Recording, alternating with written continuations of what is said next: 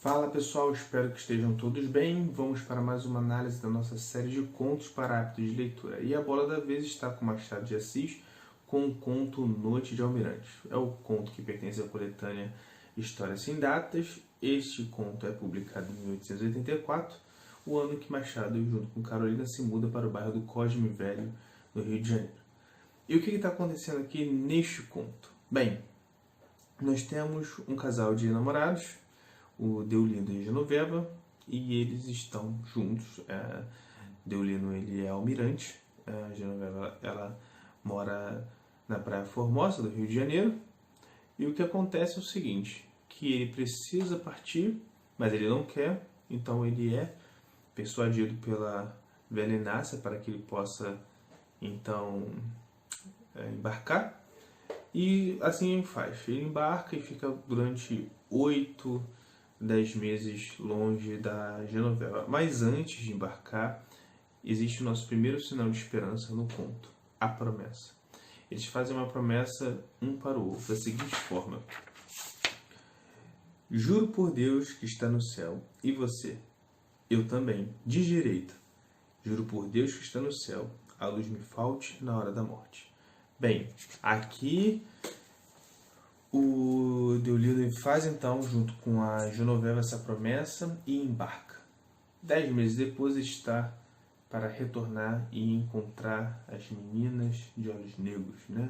Machado novamente caracteriza os olhos da figura feminina no conto. Isso não é a primeira vez, acontece em outros contos, acontece no romance, né? Um dos relatos mais famosos são os olhos de Capitu.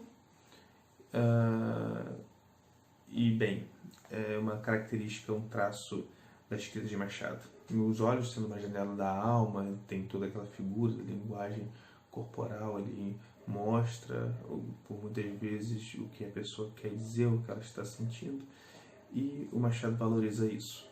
Então ele volta, mas primeiro ele parte com uma esperança, né, pela promessa, e ele retorna naquela esperança de encontrar a Genoveva, que os almirantes também têm conhecimento dela, tanto que eles falam que Deolindo terá sua noite de almirante, que é um hábito entre os marinheiros de atracarem nas terras onde têm suas paixões, seus romances, né, seus relacionamentos afetuosos, e ali encontrarão os seus amores. Bem, Deolindo, ele já cogitando esse encontro, ele prepara as palavras, né? Por exemplo, ele fala em jurei e cumpri, mas então ele medita sobre as mulheres que ele encontrou neste mundo de Cristo e ele hesita em dizer essas palavras. Por que será?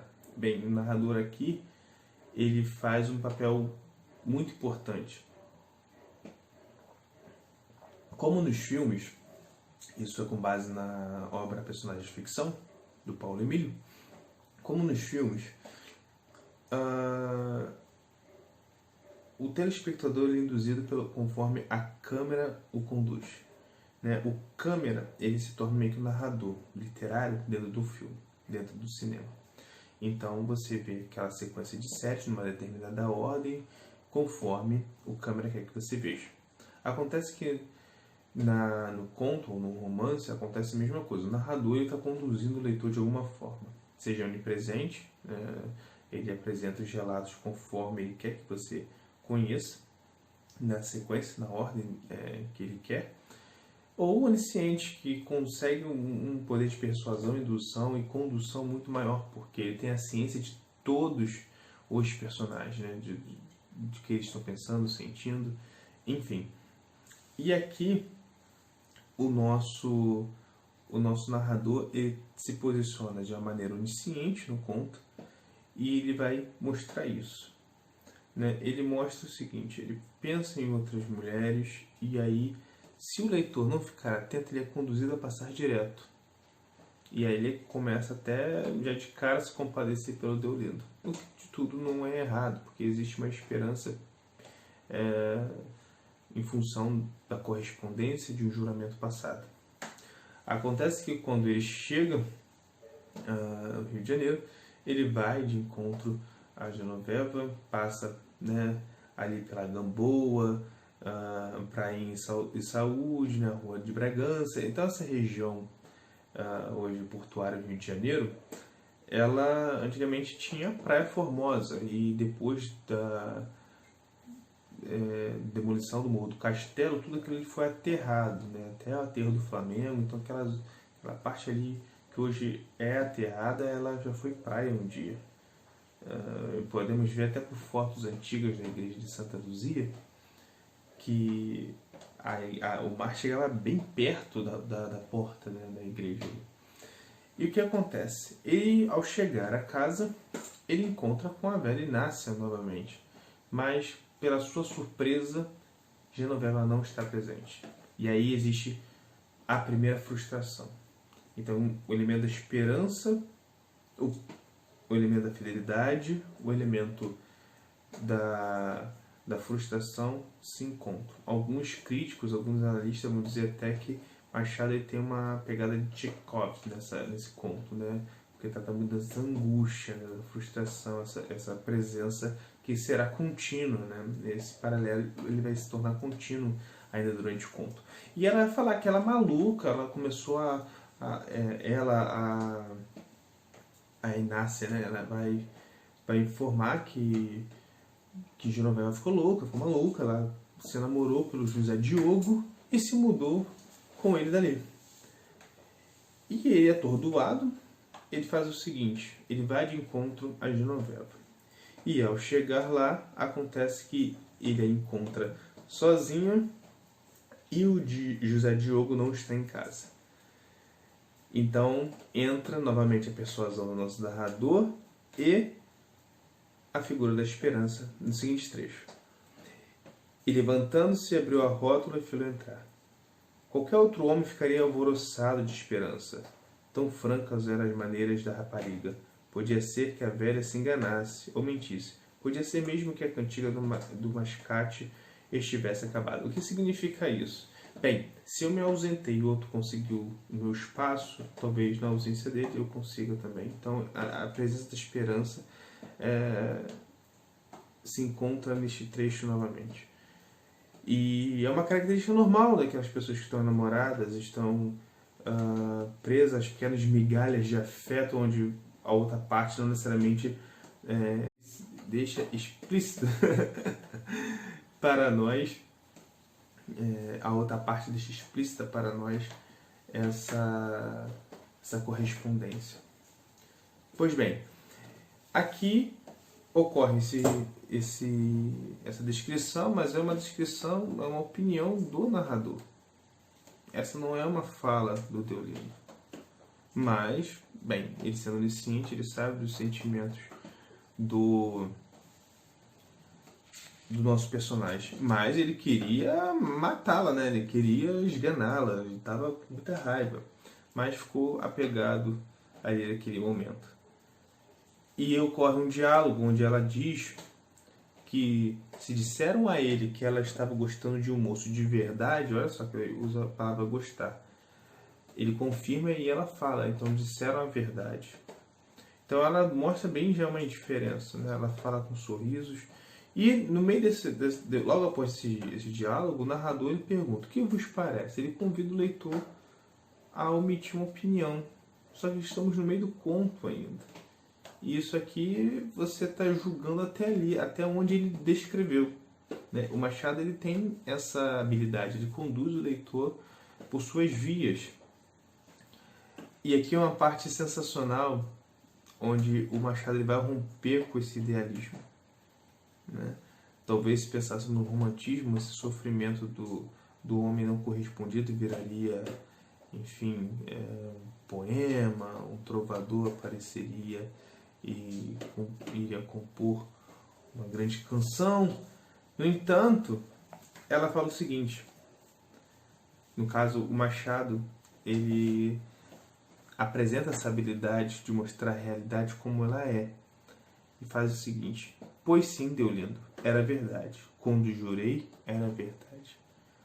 Ora, o Machado ele trata essa realidade porque, ainda que estamos tratando do século XIX, o Machado ele trata de aspectos humanos, ele vai na alma do ser humano e mostra que o comportamento agir do homem em função de como ele pensa e suas inclinações. Então vamos lá. Naquele momento das juras, no início do conto, era uma paixão. E a paixão ali no século XIX, ainda que Machado não fosse praticante de tudo, tinha muitas concepções católicas naquele meio. E a concepção católica sobre paixão está presente aqui, que é uma forte comoção e inclinação interna, que quando não ordenada leva um vício. Ou seja, uma forte comoção, uma forte inclinação, por isso que ocorre aquela jura fervorosa no início do conto. E ela fala, quando jurei, era verdade. E começa a habilidade e das implementações de reticências, né? Que ela continua assim, tanto era verdade que eu queria fugir com você para o sertão. Só Deus sabe se era verdade, mas vieram outras coisas, veio este moço, eu comecei a gostar dele. Então essas reticências, mostrando uma continuidade de algo que, olha, a vida dela continuou e você estava 10 meses fora, não estamos falando de WhatsApp, não tem essa conversa, não tem esse desenrolo, não tem esse imediatismo, não tem esse manda foto de agora, essas coisas que essa juventude toda usa. E aí naquele período é isso, olha, você foi, ficou 8 a 10 meses fora e surgiu esse moço. Bem, e ele fala, mas a gente jura que é para isso mesmo, é para não gostar de mais ninguém. E ela responde, deixa disso, Deolino. Então você só lembrou de mim. Deixa de parte. Esse deixa de parte é uma expressão, né? Olha só a quebra do idealismo que existe aqui. Então você só pensou em mim. E aí o leitor até aqui ele pode estar persuadido em se compadecer pelo Deolino. Acontece que, olha, e as mulheres desse mundo de Cristo que ele lembrou e fez mudar a frase de jurei em cumprir? Será que ele realmente cumpriu? Então nós temos que levar algumas coisas em consideração, não ser apenas, de fato, deixar conduzindo pelas nossas paixões, talvez esteja nos movendo durante essa leitura. Então ele fica muito mal, ele tem essa frustração, que de fato, vem a frustração novamente, ela de fato gosta do outro rapaz, ela não quer nada com ele, embora ele dê um par de brincos bonitos para ela. E ela fica maravilhada com aquilo. E ele começou a crer que pela ausência dele, talvez ele conseguiria. E ela, bem, não deu conversa para o Deolino. Acontece que ele então, frustrado, quer ir embora. E ela fala para ele ficar, contar mais alguma história das suas navegações. E ele, apegado a essas migalhas de afeto, ele fica e conta mais 2 ou 3 anedotas. Mas olha como o narrador coloca esse trecho.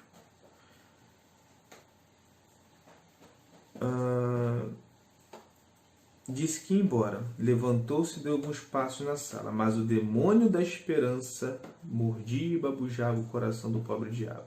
E ele voltou a sentar-se para dizer 2 ou 3 anedotas de bordo. Olha isso, ele se apega a esse pedido dela, ele para, ele senta novamente, mas aqui, demônio da esperança, a figura da esperança ele entra, e é o elemento predominante deste conto, a figura da esperança. Agora, a esperança ela é boa em todos os casos? Observemos o seguinte, aqui existe uma coisa chamada estranhamento, é um elemento que nós podemos, é um recurso que podemos escrever e também podemos extrair ideias do texto.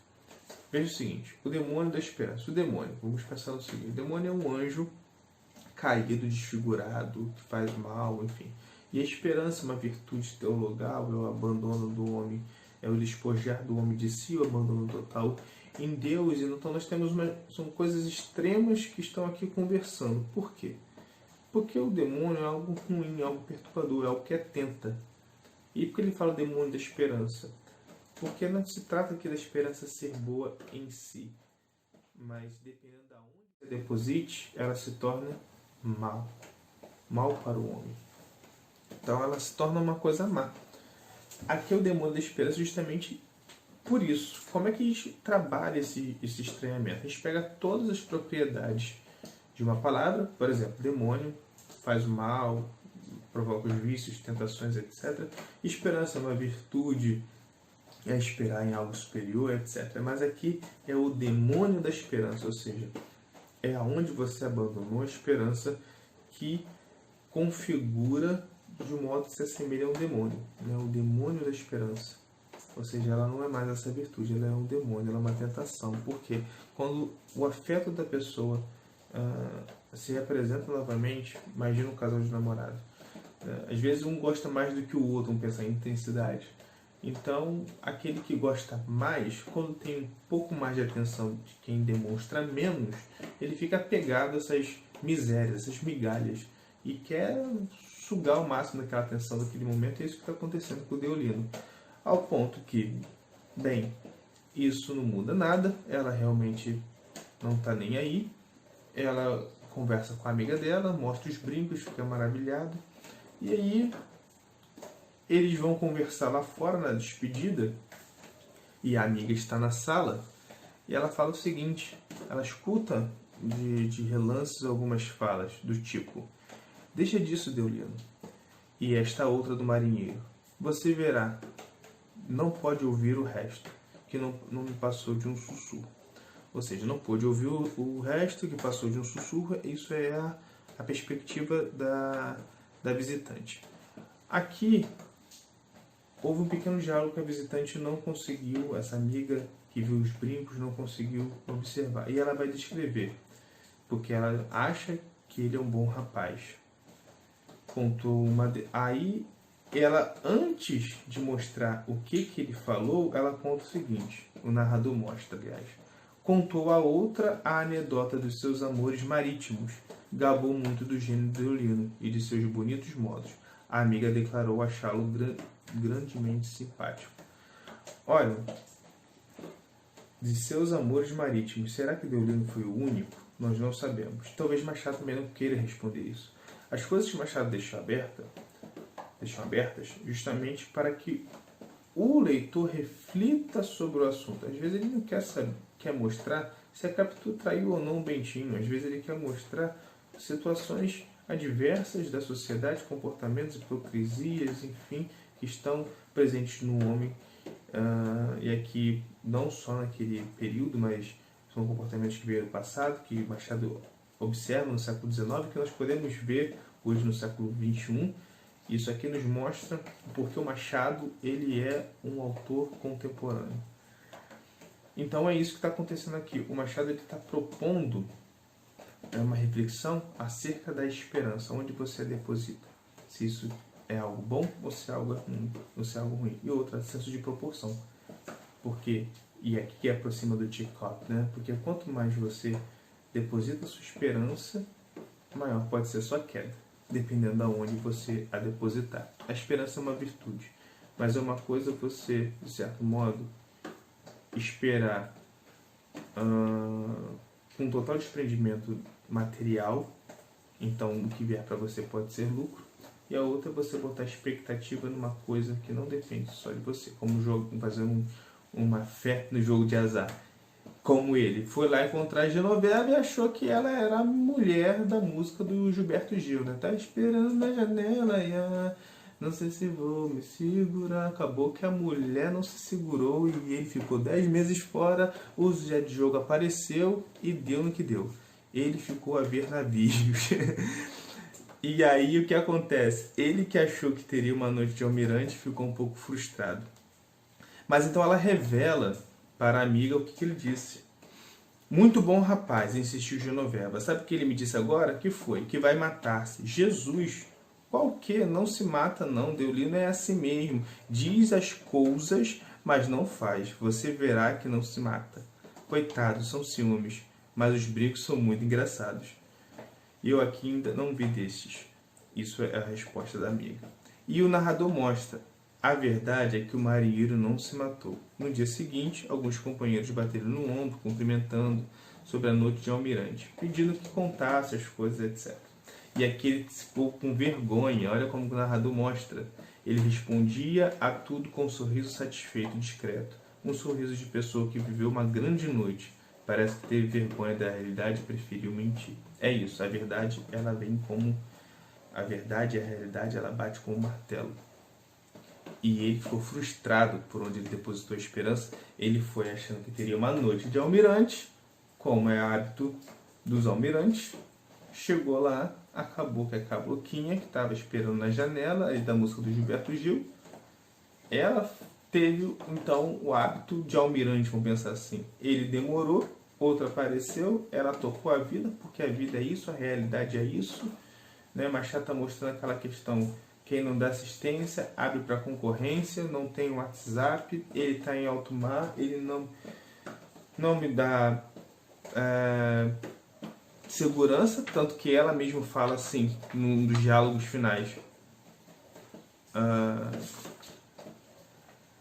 Mas a gente jura que é para isso mesmo, é para não gostar de mais ninguém. Deixa disso, Deolido. Então você só se lembrou de mim, deixa de parte.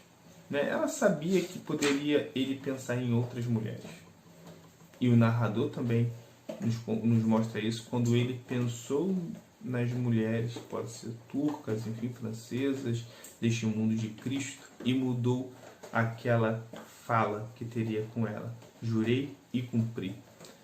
O leitor pode ficar conduzido, mas ele cumpriu a promessa, ele voltou. Tá, ele voltou na conjuntura da noite de almirante, né, de atracar no porto onde tinha a sua amada. E essas turcas, de onde vieram elas para a narração, né? E essas francesas, enfim, e essas mulheres do mundo de Cristo. Bem, há muitas coisas que podemos ainda levantar de um lado ou do outro. Acontece que Machado quer mostrar esta realidade predominante. A esperança, ela pode ser boa dependendo de onde você deposite. E ela pode ser má dependendo de onde você deposite. Agora em que depositamos nossas esperanças? Machado está trazendo este convite, essa reflexão ao leitor. Espero que vocês tenham gostado e, bem, aquele ritual de sempre, curta este vídeo, compartilhe com seus amigos, se inscrevam, ative o sininho para receber as notificações dos próximos contos. E até a próxima, pessoal!